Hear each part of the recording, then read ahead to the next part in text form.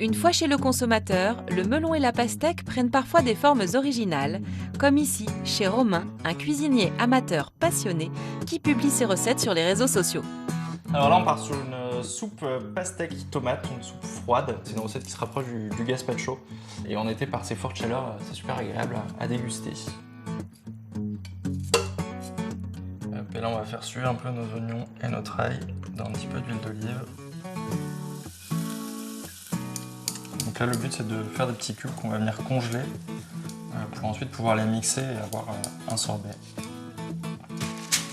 Je vais venir déposer mon melon. Le but, c'est que les morceaux ne soient pas collés, les congeler à plat.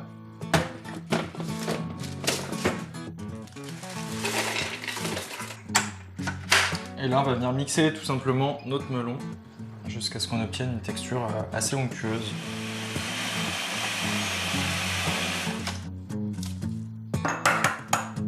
Et pour terminer mon sorbet, je vais venir juste mettre un blanc d'œuf dans mon bol que je vais venir fouetter.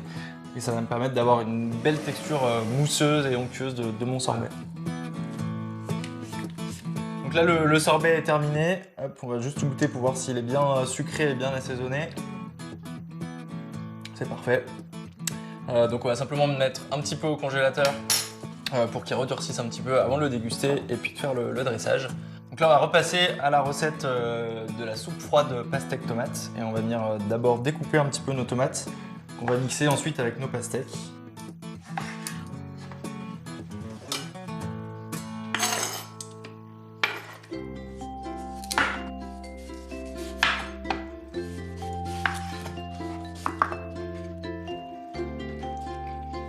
Bien sucrée, bien fraîche, parfaite. Donc avant de mixer, on va venir assaisonner un petit peu notre soupe. Je vais rajouter un petit peu de citron vert pour la partie acidité. Je mets un petit peu de piment de Cayenne, on va pas en mettre beaucoup, mais c'est pour apporter un peu de peps et un peu de piquant.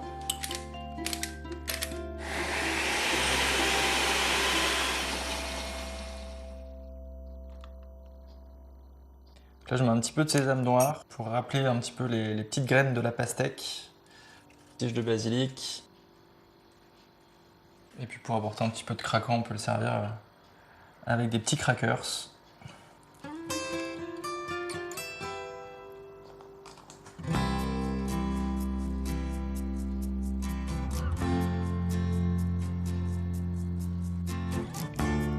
Parfaite à déguster en plein été.